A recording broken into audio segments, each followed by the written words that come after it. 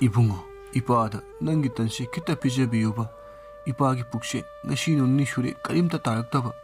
Asumna tomana ahal laduda lupa chapi ama langsilami aduga asumna hairaklami. Ahan aina piriba paisa aduna nang dukandagi karino ama leiraga charuro. Ai hojik nangwanda tan pijabaga ngamkhiroi. Khulanggabu kaudri aduga matau karamna nangwanda tan pijagadawri banau. Nangne dukandagi aina piriba paisa aduna karino ama leiraga charuro. Ibungo, nangna piriba lupa chapi asina ipana dukandagi karibu leiraga charudoino. Lupa chapi asinadi leiraga chanaba pot amatasu yawramloi. Nang ipabu nungsibiyo. Nangi tanse ipada khajikta oirabasu pijabiyo. Ipane nangi tawbiban khak kaujaroi. An ai khut yaw tinga sidane chatlo haidi kok chatlo dana aina haidi base maitai roni aina chatlo haidi ngasidane nang yam thuna chatlo bana phagani. Ibungo, nang ipabu amukta nungsibiyo. Ipase chakla amane yadre. Nang bu pupiriba pabungok ni khanuna nang ipabu amutari nungsibiyo kaidawrage. Nangi tanse ipada amatang oirabasu pijabiyo ibungo. Nangi tawbiman ipana khak kaujaroi ibungo. Toman yamna sauna magi dukanda kolik phengnaba leiriba angang adugi mamaida khubakna thaduna asumna hairaklami. Nang ngasaidagi kaidawlei ahal asina pepa pepa ngangliba sinang ahal asi tanba yadra.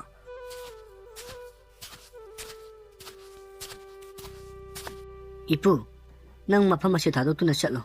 Ipu na sumaina sum leirabadi ai hotel asida yawa phanglaroi. Ipu, thangnabada leiriba hotel phaliba THOIBA ase mabuchen yamna phabani. Ipu, mawandegi oina charuro. Ipu na sum anam kandana leirabadi ai hotel asi yawa phangadabo mandre. Ipu, na subu nungsibirabadi ipu amta yam thuna chapiro. Aina maram oiraga isubusu khubak chahanbire. Phare phare, ipu amu chalukhige. Nang ipu bu waraganu ko.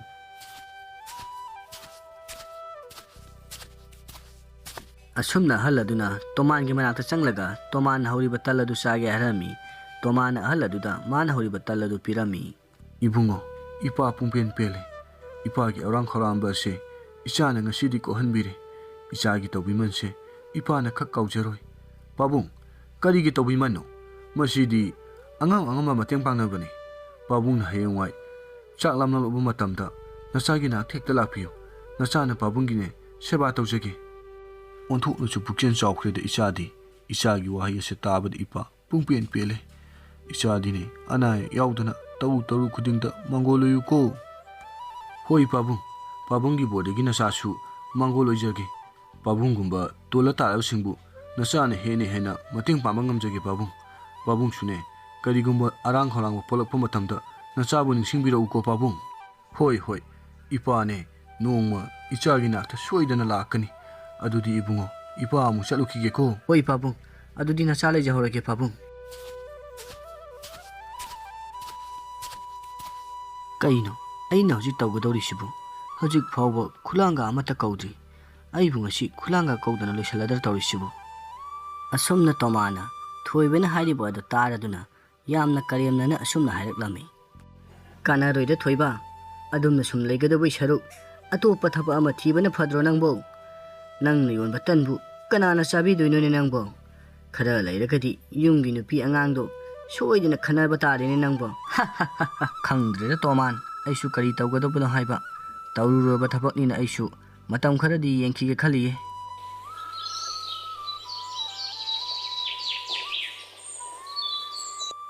Toman, nangbu tando amata piraune. Aina ngairibase phanadi kuirabani.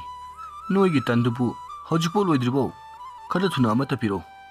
Hoi loire puhalagi angangda.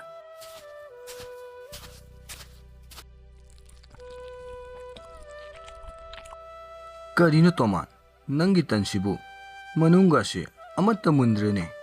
Tansibu kamaina hoge. Khangdek thadabaga pothoro labra tawrisibo. Angangsing hatu hawada mulamari tawrise. Ai ama amu pothoalage ngata ngaibiyo. Yari pothoroktrabasu ai nangi tanse pungo oe. Matungne nangi hotel asida tangase charu yaba natti. Tanbu sumaina pothore isibu onthokpani noisu khara yenga hawba yadro. Yari pothora anu. Masi punama ase nangna thuanba ngaktani. Khangbra nang thaba ama tabu matamdane faja fajana tawroidabani nangna aigi customer sing ase loina manghalage khalabro kaka aina fajana tawdabagi natiye aisu phana khuinadi haubani mathaki sarukse kasalakpadagi aisu thangdabani kaka kaka gi ata ase khara phaba watpa male ata phalamoi kaina thabak tawda fajana yengaga tawdedi hainingdi tharik narik tawdi karaidagi yarani ata totpa matamda munnaba kaisu tolamoi adunani tan mundiribado ata daga su tainaba sari kariguma mathanga tawrabadine nangi mathang thagi tolop amata piroidabani asomna tomangi hotienda tan chaba lakliba miyam aduna tomangi taladu charubada mundi haiduna complain torok pasum henkalaklammi kadino toman nangi tansibo manunga se amata mundrene matung manaune nangi hotienda tanga se charu lau yapote aina nongonda talla hubu matamda fajana yengaga fajana hawaiba natro hera toman angang daga tainarunu angang na huri patala se fajana haurabani nangna ata ahongba thamlaga talladu hawalabani na karai degi mulane ge matung manaune ai nangi hotel da tan chabaga amata changlak laroi tomangi hotel da tan charamba mioi singadu mahaki hotel da amata changduna tan chakhidre thoibagedi oida changduna tan charami madri tomana sauduna mahaki talhoriba angang adugi mamai aduda khubakna tharami kariginu kaka aigi maide khubang thare padi aina kaidokhrage nangna tando fajana hodabadagi aigi hotel asida mi amata changaktaba natro kaka aina tan fajana hodabagi natiye kaka gi ata ase yamna phatre mathak phawda loina karabani aina talhoribado kaka adu phawda manung unde hairibani aina tawba natiye kaka ata phatabagini nangna ata phatre hairibado fare ai atopa masilage karigumba atana oiramdaba taragadi nang kyadi na tai chararoi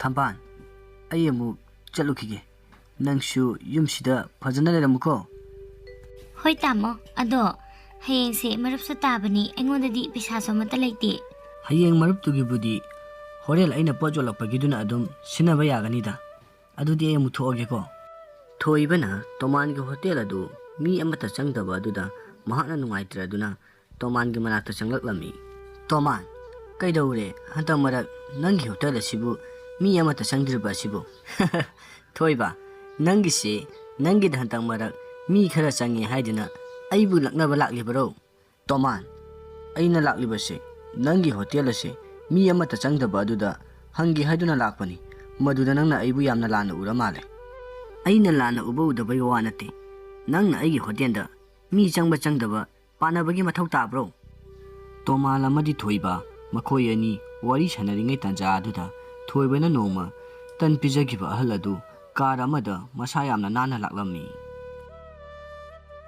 ibungo nang ipabu masa khangibra noma nang na aingonda tan pijagibado nang ningsingibra o ningsingjare pabung di hanaga yamna manaramdre yamna hongame pabungse ibungo ai chakniba misak ama natte nakhoi anina nakanda lambigi mata asida tanjonbado ubada ipana yamna nungai kite adubu nakhoi ani ase kayamuk mathamoi sengba misak no haibado ipani yenki aduda pukchen sengbadi icha khakta oiramle aduna ipana ngasi laklibase ichagi damakta angama mateng panglagi haiduna nangi nanakta laklibani ne pabung aina tal adu pabungda thamoi sengna nusina pijakibani nasadi tola taraba singbu yamna nusijai aduna pabungna aionda pangbigadaba mateng ado kana lejadraba aionda hena tola taraba singdoina mateng ado pangbiyo pabung nanti nate ibungo ipana ne nangi su mateng pangani aduga kana lejadraba kaya amasu ipana soidana mateng pangani yambadi natese lupa la ama khaktani masi loksalo ibungo pabungna yadrabanina laujare pabung aduga pabungna piramiba sampham asina na cha chauthokna na ba tawgani aduga pabungumna ahal oiraba kana lejadraba tolaba taraba singbu nasana soidana mateng pangjagani pabung aduni dana isasidi isana khaliba wakhololse yamna chumi adudi ibungo ipa amu yaurage no mane ichagi nakta amu pabung soidana amu su lakhigani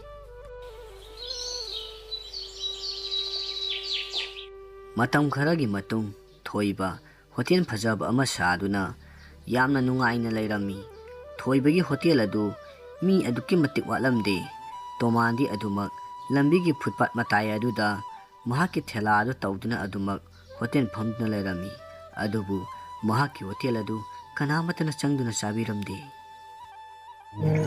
ꯊꯥꯗꯣꯏ, ꯑꯩꯗꯤ ꯀꯣꯂꯦꯖꯁꯦ ꯃꯈꯥ ꯇꯝꯊꯔꯣꯏꯒꯦ ꯈꯜꯂꯦ꯫ Interview ꯑꯃ ꯌꯧꯁꯜꯂꯒ ꯊꯕꯛ ꯃꯆꯥ ꯑꯃ ꯇꯥꯟꯅꯔꯒꯦ ꯍꯥꯏꯗꯨꯅ ꯈꯜꯂꯦ꯫ ꯀꯩꯅꯣ ꯇꯥꯃꯣꯅ ꯉꯥꯡꯉꯤꯗꯨꯕꯣ?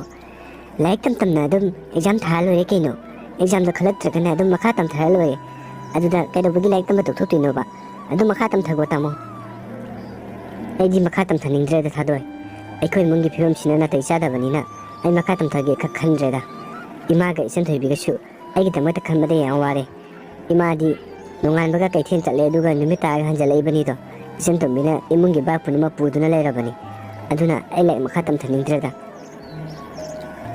ꯇꯥꯃꯣ ꯅꯪ ꯉꯥꯎꯒꯅꯨꯀꯣ꯫ ꯅꯪꯒꯤꯗꯃꯛꯇ ꯑꯩ ꯂꯩꯔꯤꯁꯤꯗꯤ꯫ ꯑꯩꯅ ꯉꯝꯕ ꯃꯇꯦꯡ ꯀꯌꯥ ꯑꯃ ꯄꯥꯡꯒꯅꯤ ꯇꯥꯃꯣ꯫ ꯂꯥꯏꯔꯤꯛ ꯃꯈꯥ ꯇꯝꯊꯗꯕ ꯌꯥꯔꯣꯏ ꯇꯥꯃꯣ꯫ ꯅꯪꯒꯤ ꯏꯟꯇꯔꯚꯤꯌꯨꯗꯨꯁꯨꯅꯦ ꯑꯗꯨꯝ ꯌꯥꯎꯋꯣꯕ꯫ ꯃꯈꯥ ꯇꯝꯊꯗꯕ ꯌꯥꯔꯣꯏꯀꯣ ꯇꯥꯃꯣ꯫ ꯊꯥꯗꯣꯏ, ꯅꯪꯅ ꯑꯩꯒꯤ ꯃꯇꯦꯡ ꯄꯥꯡꯕꯤꯔꯤꯕꯁꯦ ꯐꯅꯗꯤ ꯌꯥꯝꯃꯦꯀꯣ꯫ ꯑꯩꯅ ꯁꯤꯡꯕꯁꯨ ꯉꯝꯃꯔꯣꯏꯗꯕ ꯃꯇꯦꯡꯅꯤ ꯅꯪꯅ ꯑꯩꯉꯣꯟꯗ ꯄꯥꯡꯕꯤꯔꯤꯕ ꯃꯌꯥꯝ ꯑꯁꯦ꯫ ꯑꯗꯣ ꯑꯩ ꯃꯈꯥꯗꯤ ꯅꯉꯣꯟꯗꯒꯤ ꯃꯇꯦꯡ ꯂꯧꯒꯦ ꯍꯥꯏꯅ ꯈꯟꯗ꯭ꯔꯦ꯫ ꯅꯈꯣꯏꯒꯤ ꯏꯃꯥ ꯕꯕꯥꯅ ꯈꯪꯈ꯭ꯔꯒ ꯑꯩꯕꯨ ꯀꯩꯅꯤ ꯍꯥꯏꯅ ꯈꯟꯈꯤꯗꯒꯦ? ꯑꯩ ꯃꯈꯥꯗꯤ ꯅꯪꯒꯤ ꯃꯇꯦꯡ ꯂꯧꯔꯔꯣꯏꯒꯦ ꯊꯥꯗꯣꯏ꯫ ꯅꯪ ꯁꯥꯎꯒꯅꯨꯀꯣ꯫ ꯇꯥꯃꯣ, ꯑꯩꯕꯨ ꯃꯤꯇꯨꯞꯂꯣ? ꯇꯥꯃꯣꯅ ꯑꯩꯕꯨ ꯃꯤꯇꯨꯞ ꯑꯃꯒꯨꯝ ꯈꯜꯂꯤ ꯀꯔꯤꯒꯤꯅꯣ? ꯑꯩꯁꯦ ꯅꯪꯒꯤ ꯅꯨꯄꯤꯅꯤ ꯍꯥꯏꯅ ꯈꯜꯂꯣ ꯇꯥꯃꯣ꯫ ꯅꯪꯕꯨ ꯃꯤꯇꯨꯞ ꯑꯃꯒꯨꯝ ꯈꯟꯕꯩ ꯋꯥ ꯅꯠꯇꯦ ꯊꯥꯗꯣꯏ꯫ ꯅꯪꯅ ꯌꯥꯝꯅ ꯂꯥꯟꯅ ꯈꯜꯂ ꯃꯥꯜꯂꯦ꯫ ꯑꯩꯅ ꯍꯥꯏꯕꯗꯤ ꯅꯈꯣꯏꯒꯤ ꯏꯃꯥꯒ ꯕꯕꯥꯒꯅ ꯈꯪꯈ꯭ꯔꯒ ꯑꯩꯕꯨ ꯀꯔꯤꯅꯤ ꯍꯥꯏꯅ ꯈꯟꯈꯤꯗꯒꯦ ꯃꯣꯏꯅ? ꯑꯗꯣ ꯄꯨꯡꯁꯨ ꯌꯧꯈ꯭ꯔ ꯃꯥꯜꯂꯦ꯫ ꯏꯕꯥꯅꯤꯁꯨ ꯍꯟꯅꯕ ꯇꯧꯔꯁꯦ꯫ ꯊꯥꯗꯣꯏ ꯇꯥꯕ꯭ꯔꯥ ꯅꯪꯕꯣ? ꯁꯤꯗ ꯑꯝꯇ ꯌꯥꯝ ꯊꯣꯛꯂꯛꯑꯣ꯫ ꯀꯔꯤ ꯍꯥꯏꯒꯦ ꯏꯃꯥ? ꯀꯔꯤ ꯍꯥꯏꯒꯦ ꯀꯥꯏꯅ? ꯅꯪ ꯅꯅꯥꯎ ꯅꯨꯄꯥ ꯁ꯭ꯀꯨꯜ ꯆꯠꯀꯅꯤ ꯍꯥꯏꯔꯤꯁꯤ ꯅꯪ ꯆꯥꯛ ꯏꯁꯤꯡꯒꯗꯣ ꯊꯤꯗꯅ ꯈꯣꯠꯇꯅ ꯇꯧꯕ ꯌꯥꯗꯕ꯭ꯔꯣ?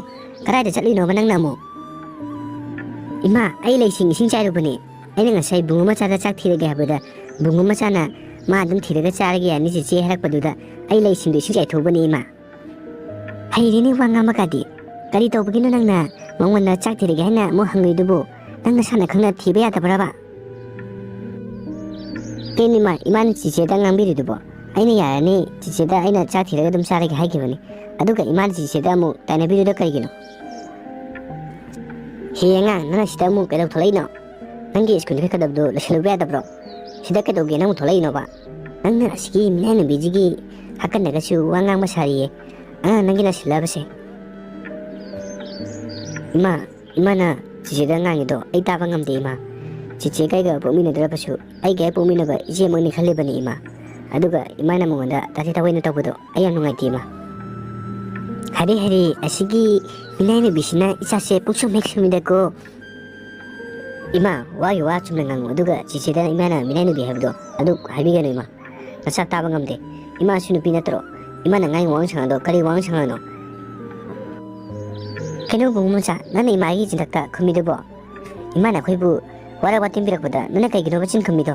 ꯏꯃꯥꯅ ꯑꯩꯈꯣꯏꯕꯨ ꯉꯥꯡꯅꯤꯡꯕ ꯉꯥꯡꯁꯅꯨ, ꯑꯩꯈꯣꯏꯕꯨ ꯐꯅꯕ ꯉꯥꯡꯉꯤꯕꯅꯤ꯫ ꯅꯪ ꯍꯌꯦꯡꯒꯩ ꯏꯃꯥꯒꯤ ꯆꯤꯟꯗꯛꯇ ꯈꯨꯝꯒꯅꯨꯀꯣ ꯕꯨꯡꯉꯣ ꯃꯆꯥ꯫ ꯆꯦꯆꯦ, ꯑꯩꯗꯤ ꯏꯃꯥꯅ ꯉꯥꯡꯉꯤꯁꯤꯡꯁꯦ ꯑꯩ ꯌꯥꯅꯤꯡꯗꯦ꯫ ꯆꯦꯆꯦꯒ ꯑꯩꯒ ꯄꯣꯛꯃꯤꯟꯅꯗ꯭ꯔꯕꯁꯨ ꯑꯩꯗꯤ ꯑꯩꯒꯤ ꯏꯆꯦꯃꯛꯅꯤ ꯈꯜꯂꯤꯕꯅꯤ꯫ ꯑꯗꯨꯕꯨ ꯏꯃꯥꯅꯗꯤ ꯆꯦꯆꯦꯕꯨ ꯃꯥꯅ ꯍꯦꯛ ꯄꯣꯛꯄ ꯃꯆꯥꯃꯛꯅꯤ ꯈꯟꯕ ꯉꯝꯗꯕꯁꯦ ꯑꯩ ꯌꯥꯝ ꯅꯨꯡꯉꯥꯏꯇꯦ ꯆꯦꯆꯦ꯫ ꯏꯃꯥꯒꯤ ꯃꯑꯣꯡ ꯃꯇꯧꯁꯦ ꯑꯩ ꯌꯥꯅꯤꯡꯗꯦ ꯆꯦꯆꯦ꯫ ꯐꯔꯁꯦ ꯕꯨꯡꯉꯣ ꯃꯆꯥ, ꯅꯪꯁꯨ ꯁ꯭ꯀꯨꯜ ꯆꯠꯀꯅꯤ ꯍꯥꯏꯕ ꯇꯥꯏꯅꯦ꯫ ꯑꯗꯨꯅꯅꯦ ꯅꯪꯁꯨ ꯂꯣꯏꯁꯤꯟꯖꯔꯨꯔꯣ꯫ ꯁ꯭ꯀꯨꯜ ꯆꯠꯄ ꯊꯦꯡꯈ꯭ꯔꯅꯤ꯫ ꯆꯦꯆꯦꯁꯨꯅꯦ ꯏꯃꯨꯡꯒꯤ ꯊꯕꯛ ꯋꯥꯏꯔꯝ ꯈꯨꯠꯇ ꯂꯣꯏꯁꯤꯜꯂꯨ꯫ ꯏꯕꯨꯡꯉꯣ ꯇꯣꯝꯕ, ꯅꯪꯅ ꯂꯥꯛꯊꯣꯛꯇꯅ ꯂꯥꯛꯄꯁꯤꯕꯨ ꯀꯔꯤ ꯂꯩꯔꯒꯦꯅꯦ ꯏꯇꯩꯃ ꯌꯨꯝꯁꯤꯗ?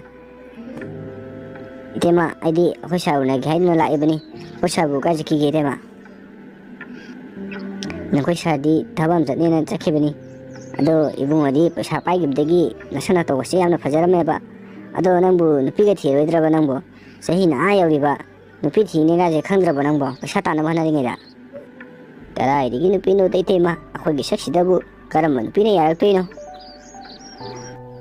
इमा चाक थिरमबनी चाक खिरोइद्रो इमा होय होय ngale चागे मी लाइसि उद्रो नंग होरे ngale चागे थमामो थिमा कनानो जिगिदबो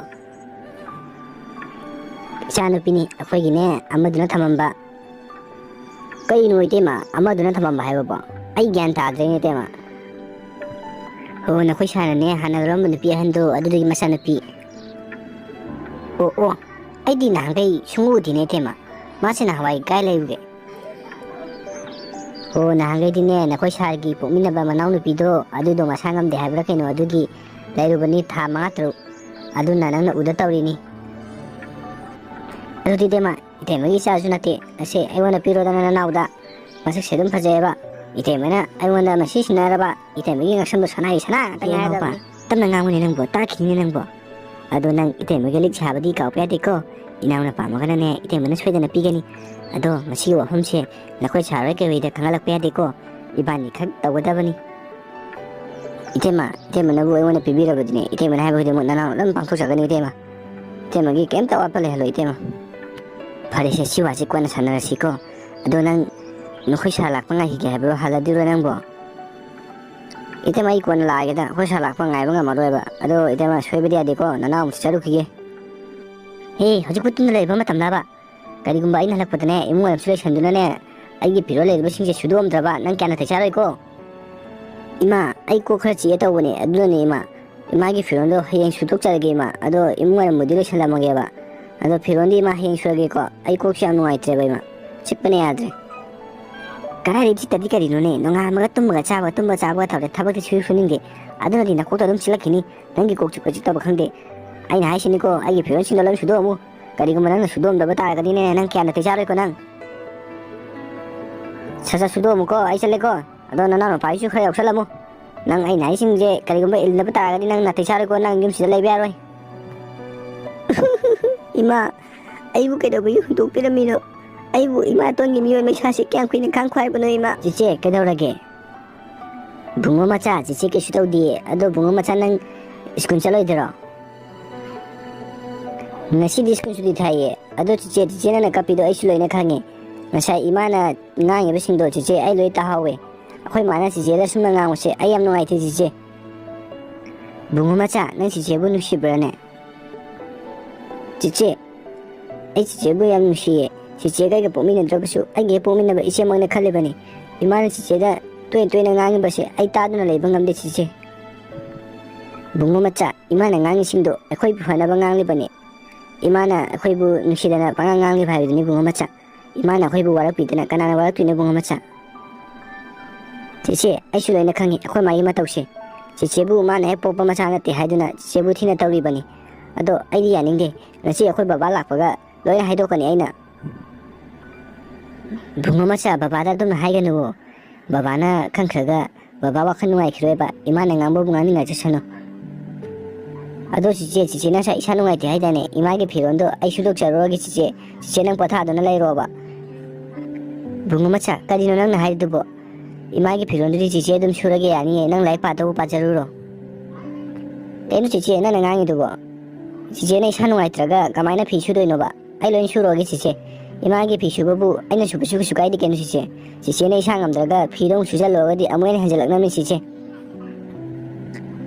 bungo macha madu ya de ko nang lai pa do pa ro nang exam chu kui drabani na ne hole num dan di je na like tak pi du ne isa tomba na si di kai le khagine na si do udine na si hawrak padagi babung mapanda lai sing cha hawani ado babung na sawam tai chegi na si di kari no ni isa na babung da haining ibo hayu ke dorage isa na do yamna koi na ngai do kari no babung da ko hai ro ke dorage babung imana khoi mung da tori ba ma tause ai sum yen du na lai bangam de babung kari dorage ni namana nang na hai du bu namana ke do ba yaurage babung di khanglam noi babung office hek sakhibaga imana ise bu chathi tawai na tawbiri ba se ai yen du na lai bangam de babung lai tamam matam da imana ise bu thina ngangba thina sei ba se ai ta du na lai bangam de babung ise na masanu wai te haira basu imana thabak tawne ta hai bi ba masida bu babung karam na bu nasana khama ngam de no ise kai ka pumi na dra basu ai ge pumi na ise mang ne khale bani aduga imana tawri sing do ai yen du na lai bangam de babung kari no isa tomba nang na hai du bu aseng bra ne nang ngang du bo aseng mani babung nasana jeri se imana khale se ise bu mana hek popu masana ti hai du na thina tawri ban hai ba babung ai jap chana khangi ai ngona na luna tawba ise de na thina tawba se ai yen du na lai bangam de babung iya namana bu dum na tawraba ngasi di nama de khangani wari jap chana sanage mama sida thololo wari sa silo nang ngasi di khangani nang phare du di babung ai muchang ri ko babung na ngamu tho tu ngangoro ima se khara khit hel man babung kedoro ge mkhoi babung adu yam kan ka ri du bo la pa jingai gre me ai di khampe pu khangure ne mkhoi babung ge khog du bo Mama, nana khalisi karino. Nang se aina yaningdaba thabak se tawdori ne ha. Nang se aina thajaba amagi makha pana yumsida aina porakhibani. Aduga nanga tawthorok thabak sina karino ba.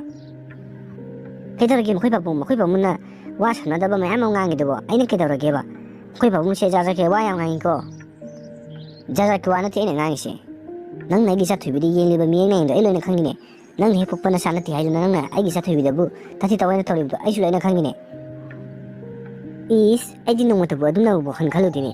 Mokoi Pamunda Canam Harinova. The China piece in it, Harry one in it, the China piece in it, I knew she'd driven in a Mokipabuna Zatam to Laga 8 and to Kinabana Raveni. The China piece Yana Paradiri Mokipabu. I didn't know what I do not you can believe you duga. Mana Mokipabuna Zatam to Liboide. Hey, Zatam to the Boanatine, China Pino Naka Shabalatine, Nangatori Tabotindo, I learn a cannibanine, and some continue those in a little which I wish it ever told in an angda.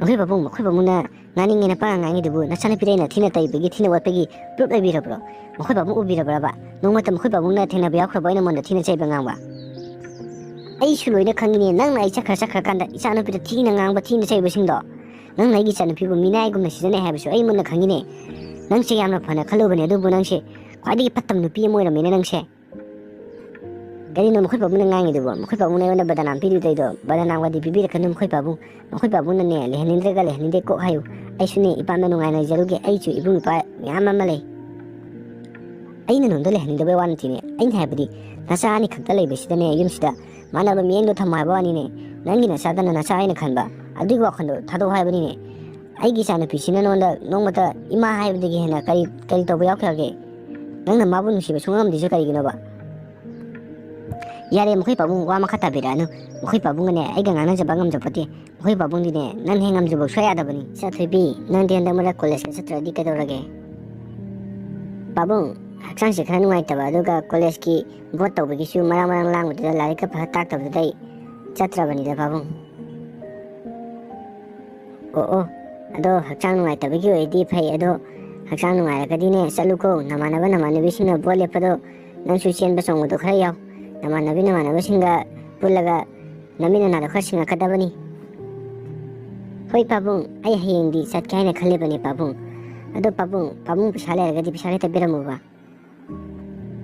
hoi ichana haibu pitho loire kaino ne ado nang kai disen na namno pasabu kya no pabung ai gi chatho khadok pada sena ba dress lai selektre adu ga lari khra suat ba adu lege to bani na pabung yamana te da pabung palasinga hung khata piramo ado nama su thabak chakibani babu su miyam to narukige babu office ka nang na ba chai sing thongamu ko hoi babung halaphaga saba nang na bai thongamage babung sidikande chak thongi sida tamoda kolon da tawgi nga lega di ima laga di amu phi su adu su na amu thabak myam pisalani nga chak thongi sida wali nga ta sanawge da tamoga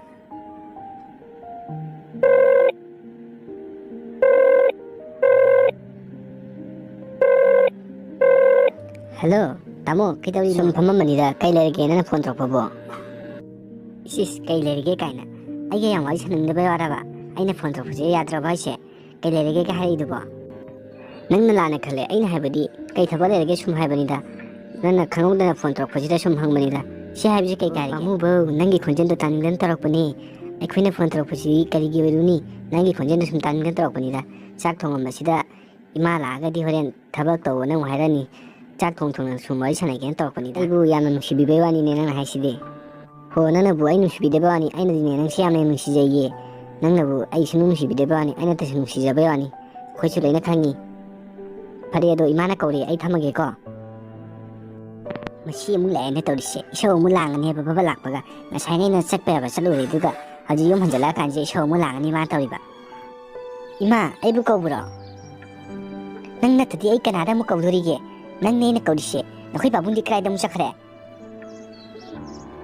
ima babung do miye mo naruna ba kana haram mani office kana haram mani kesu ko to ma haram mani ado nang chai singa thongba loi rabo ima chak ti loi rabani ado henjang di mai hapta ngai ri ima chak lama bo sasla ado ibe ma hore nu dang waram ne akhoi yim sta miye ma lakani aduna ne nang na phinaron do khara ke dana andra lai ko imana habadi ne na khoi babung ge mai chokana habani officer amagi masana pina chamo lai habado mina re ukhadi phajadi ba aduna ne na khoi babung ge mai chope amna ti ko nang tana lai ko Temo, hui temo bulai tabro. Tamo, imado illusion hai dina balum sangi bani. Thola ni nga wada bani sangi ba. Imung sang biro tamo. Hoi. Wow, hojiki kuba jadi ai he. Sidabu aina lauduna kana lauduna ba. Masa kuba jadi ai punga ngau khre tai. Kedo di bunga tonda. Nang namu mulu solid na. Temo, temagi chan pise ubadai punga ngau khre ni. Kuba jadi ni tema. Ngande ngasi mana dia me. Tema ma udai punga ngau le tai si tema. Tap na ngau ni ibunga tondang nang bo. Ta kini ni nang bo. Temai pada bangam dreme wakan se. Mahe urubadagi. Yang ngayam dapat tahu na ibunga nang. Pangdaw le repesida mu. Pangang dengangi me tahu si. Itema ngayam dapat wana tira. Aigi sirai sina sum tangjalak pujita itema. Nupi thi bakang wedra khali bani ne tema. Nasi lai ngiste puksa ge tema dong. Adum na tawbe deko. Yan ing tap na tawada bani. Masi wa hom se kanam ta mana mani na hanbe abanati. Ite mana ne nang wana swai dana pigani. Ado nang ite magi lik tu di kau be deko. Ite ma nang gilik lai di me. Ai ngasi burum sa khake daw ge tema. Ite magi lik tu di ne ai nang larang na sarama bani. Ado thama ni le kan da law harak pani ite ma. Ado ite mana ya ga ding ngasi ta pu sa khake tema. Ibunga tondang nang su ngang ma sai ta giri hek ta i. Tamna ing na tawada ba sida. Masana ya ba suna ta ba sida. Karam na ngasi nang fu dek nang na pu sa toino. Ibani mi mang thok sai ro nang bo. Itema ado ite mana karam ka da no ba nanaw de sin do she. Ado bro na te mana dum tamna tarake ado na khoi sa se. Atopa mafam da transfer thagi na bataw dana. Ado re gadi na te mana dum tamna taw tharake. Itema ado ila mo tuni kare wa no itema. Nanaw tontang lai sidin nana tontang na khangna da bo opisan mu sa amata lai bunati. Akhoi sa transfer sa pai da ma tri ne nanaw na ne hapta am ki mong de chala lage tema. Aduna sin na khoi sa na ne yum jidi ge office sum chala ga dine ibani na pang thoda thaw sa mata ya re ba. Aduna ne na khoi sa je khara la pam da ne thaki na bataw ro. Ado nang sakama khang na ro ai ko thor ke khoi. Bemau, oi bema thoibi sidam da tholo lawo. Tai ma ai thola ge. Kali nu ne khoi ma ton si bunga sidi. Nan ge ma mana de me wakala mi ta ta ba dong tawe me. Nan ma khedi ai he ubaga cha di taw bane ba. Ima ai bu ka bu kai le ge ma. Kai sunu te da na khoi ta mo se ma se khang no taw bane phama da da. Bema na khoi ta mo si ka sa khang ma khai no yam na kan na khani na khoi ta mo se. Thika da ni ko. Ado bema ima cha lo ki ge na khoi ta mo ga ne sa khang ma khai na ramu wari watai ka sa na ramu ko. Ima cha du jai lo ge. Yani bema ima dum lo ge. Na khoi ta mo si ga ne wari watai ka sa na ramu. Hayang wai sak sum khang na ge dra ga dine lami langang de thengna ba da ga ji amata khang na re ba. Ima cha lo ki ge phami na ramu ko. Ibunga tondang te mane cha lo ki ge. Chanu pi ji ga ne wari nga sa na ramu. Chanu pi che mo mo pa ko se yam na phar kha jani. Chanu pi ga wari nga sa na ramu ko. Hoi itema ado itema kitang thu bi ro ko. Angang si ka ne bai ge sum le di. Hoi itema ku roi ko nga wari watai kha sa na ramu.